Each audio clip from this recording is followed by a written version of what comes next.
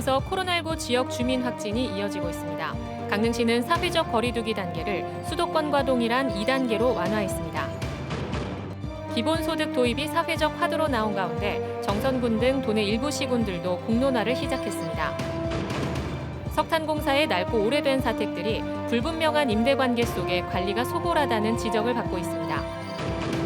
강릉의 대표 축제인 강릉 단오제가 코로나19 사태가 계속됨에 따라 지난해에 이어 올해도 비대면 중심으로 열립니다. 안녕하십니까. 뉴스데스크 강원입니다. 오늘 강릉에서 코로나19 확진자 3명이 발생했습니다. 확진자와 접촉한 10대와 50대가 보건소 선별진료소에서 검사를 받은 결과 확진됐습니다. 또 지난 5일부터 근육통 증상을 보인 30대가 어제 검사를 받은 결과 오늘 양성 판정을 받았습니다. 춘천에서는 무증상 확진자가 발생해 감염 경로를 조사하고 있습니다. 이로써 도내 누적 확진자는 2,847명을 기록하고 있습니다. 강릉시가 지난 4일부터 시행했던 강화된 사회적 거리두기 2단계를 수도권과 동일한 2단계로 조정합니다. 강릉시는 외국인 근로자들의 감염 우려가 여전하지만 내국인 확진자들의 접촉자에 대한 검사가 대부분 마무리됨에 따라 오늘 낮 12시부터 수도권과 동일한 사회적 거리두기 2단계를 적용한다고 밝혔습니다. 이에 따라 오후 9시까지로 영업이 제한됐던 식당과 카페, 실내 체육시설, 노래 연습장 등은 오늘부터 오후 10시로 시간이 완화됩니다. 한편 강릉시는 코로나19 선별진료소를 계속 운영하며 중증관리 외국인을 대상으로 하는 추적 검사도 지속적으로 실시할 계획입니다. 정부나 지자체가 모든 국민에게 소득 규모와 노동 여부에 관계없이 일정하게 지급하는 소득을 기본소득이라고 합니다. 최근 유력 대권 주자들이 기본소득 도입에 적극적으로 나서면서 도내 일부 시군들도 공론화를 시작했습니다. 조규환 기자입니다. 최근 정선군이 전체 국민에게 매년 20만 원의 기본소득을 지급할 계획이라고 밝혔습니다. 1년 이상 살고 있는 국민에게 분기당 5만 원씩 1년에 4차례로 나눠주겠다는 구상입니다. 지난달 말 현재 정선군 인구는 3만 6천여 명, 매년 70억 원 넘는 돈이 필요한데 이 돈은 1년에 약 100억 원 가까이 되는 강원랜드 주식 배당금으로 충당할 계획입니다. 연구 용역 결과가 다음 달에 나오면 지급 방안은 더 구체화될 것으로 보이는데 지역 화폐로 지급하는 방안이 유력합니다. 저출산 고령화로 인한 인구 절벽으로 지방 소멸이 예정되어 있습니다. 이것을 막을 수 있는 또 둔화할 수 있는 유일한 실효적인 정책이 바로 국민 기본소득이 되겠습니다. 도내에서는 정선군뿐만 아니라 태백시와 고성군도 기본소득 도입에 관심을 보이고 있습니다. 최근 경기도가 주축이 돼 기본소득 지방정부 협의회를 구성했는데 전국의 75개 지자체가 여기에 참여했습니다. 도내에서는 정선군과 태백시, 고성군이 가입을 신청한 것으로 확인됐습니다. 그러나 태백시와 고성군은 정선군과 같이 기본소득 도입을 구체화하지는 않고 일단 신중하게 접근하겠다는 입장입니다. 지방의회 동의 등 논의가 더 필요하고 정부와의 협의, 재원 마련 방안 등의 문제도 있기 때문으로 보입니다. 전문가들도 온전한 기본소득 도입까지는 선결 과제가 많다고 말합니다.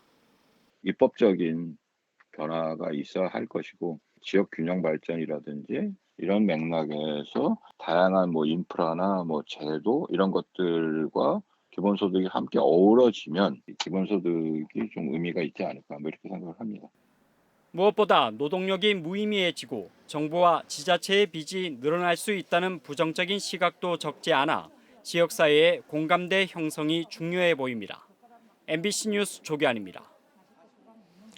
연탄가스 중독 사고가 발생한 대한석탄공사 아파트에는 석탄공사 직원뿐만 아니라 일반 주민들도 살고 있습니다. 석공 측은 폐광 지역 주거 문제를 배려하는 차원이라고 밝혔는데 불분명한 임대 관계로 사택 관리는 허술합니다. 김영호 기자가 보도합니다. 2달여 전에 연탄가스 중독 사고가 난 아파트는 석탄공사 도계광업소에 근무했던 박모 씨가 살다가 이사를 가면서 다른 사람에게 임대됐습니다. 석탄공사와 무관한 현재 임차인이 아파트에 거주했는데 결국 임차인의 후배들이 잠을 자다 사고를 당한 겁니다. 원칙적으로는 석탄공사의 직원 사택이지만 탄광 퇴직자는 물론이고 일반 주민들까지 거주하는 경우가 많습니다. 공식적인 임대 계약서를 쓰지 않고 입주민이 매월 5만 원가량을 회사 측에 내는 걸로 알려졌습니다. 회사 측에서 내부 수리 등은 해주지 않아 입주민들이 직접 수리를 하고 있습니다. 80만 원 들었나 그때. 다른 사람들은 다 방 고쳐 쓰도록 만들었는데 우리는 돈이 없으니까 그저 보일러만 바꿨어요. 석탄공사가 삼척 도계 지역에 보유한 사택 1,200여 세대 가운데 직원에게 보급된 건 200여 세대에 불과합니다. 석공 측은 폐광 지역 복지 차원에서 무상에 가깝게 지역 주민이 사택에 살도록 배려하고 있는데 이런 안전사고가 발생해 당혹스럽다는 입장입니다.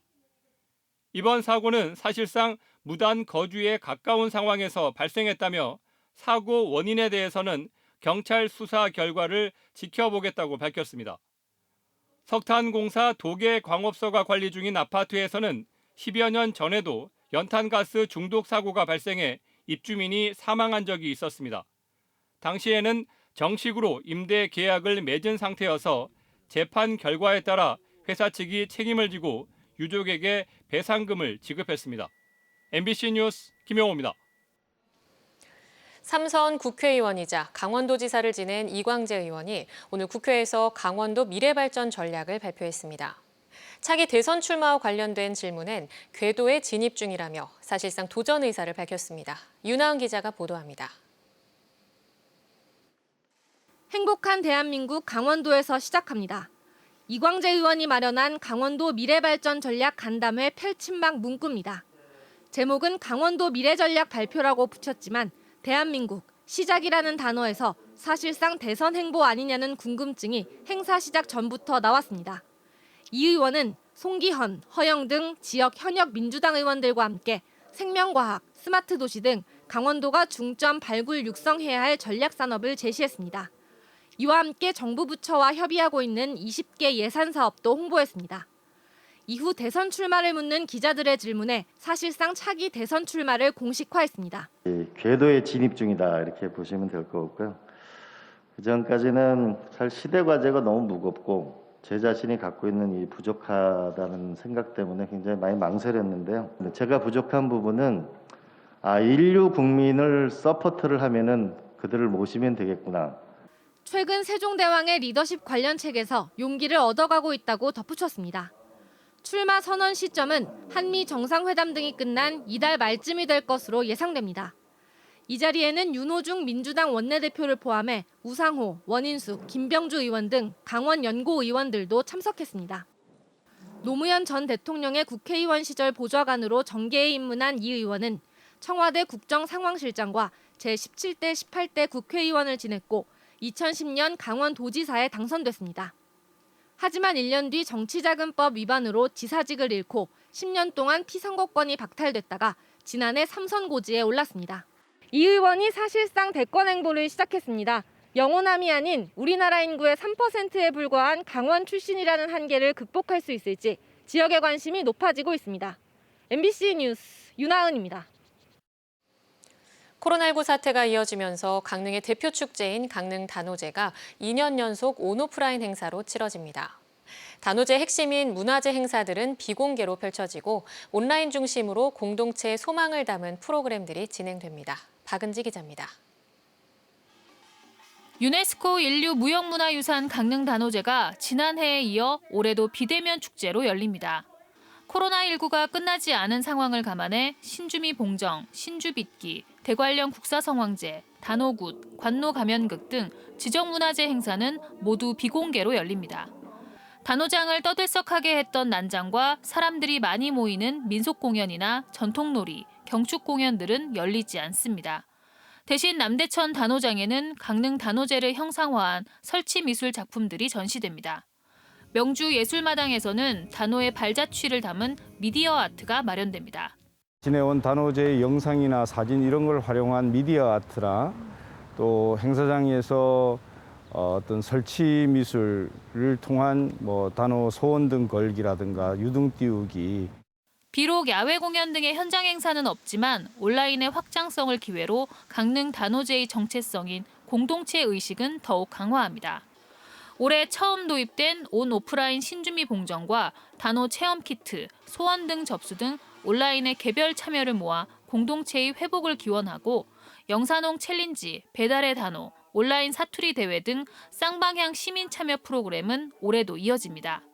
단오도 좀 잘 알고 즐기면서 단오를 통해서 소원도 빌고 우리 지역에 있는 공동체를 다시 확인할 수 있는 그런 작지만은 의미 있는 행사를 준비를 했습니다.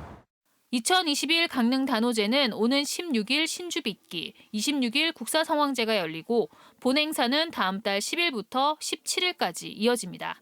MBC 뉴스 박은지입니다.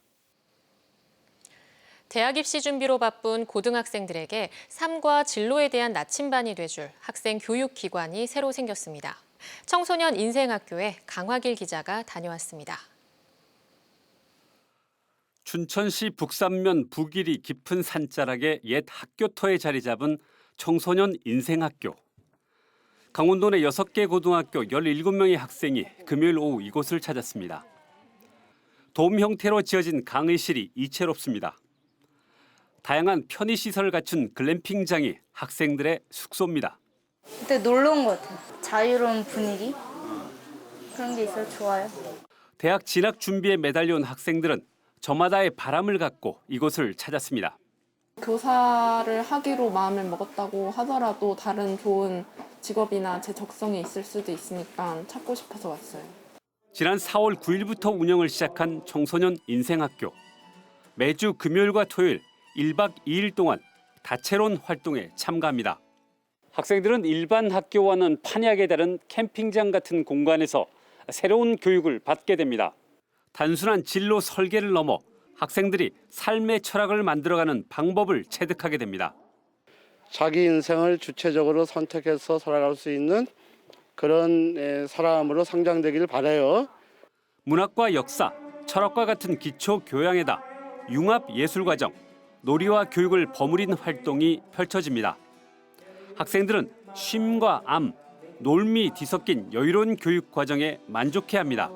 평소에 학교에서 경험하지 않았던 것들을 이 시간을 통해 배울 수 있는 게 너무 좋았고 10여 년 전부터 일반 학생들을 위한 전문 교육기관은 강원도에서 사라졌습니다. 강원학생교육원과 사임당 교육원이 위기학생 전문 교육기관으로 바뀌면서 공백이 생겼습니다. 강원도 교육청이 뒤늦게 이를 깨닫고 만든 청소년 인생학교는 고등학교 1, 2학년이면 누구나 들어올 수 있습니다. 앞으로 3주 5주형 프로그램까지 도입됩니다. 입시의 틀 속에서 수동적으로 생활하던 고교생들의 현재를 어루만지고 미래를 설계하도록 돕는 참된 인생 설계 학교로서 기능할 수 있을지 주목됩니다. MBC 뉴스 강화길입니다. 강원 뉴스 마칩니다. 고맙습니다.